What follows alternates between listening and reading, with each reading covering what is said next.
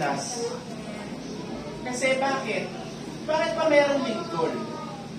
Hindi nga, matanong ko lang kayo, bakit ba tayo nililindol ng Panginoon? Tandaan natin, ang lindol is a calamity. Binigay yan ng calamity. Binigay yan ng calamity ng mundo. Ano pa? Ang bagyo. Di ba? Naalala nyo ba nung panahon ng pandemic? Yung isang church sa kabila, saan ba yun? Sa may, sa kabilang COD natin, sa Malacanang. Ay, di ba napupuno kayo? Napupuno, ano? Kasi may pandemic. Kasi ang tao, they hold to the Lord. Eh, bakit kung wala ng pandemic, matatang tao? Subukan nyo. Lahat kayo mag-take ng board exam. Siguradong puno ito. Kasi hindi kayo sa Lord eh. You are asking the favor for the Lord.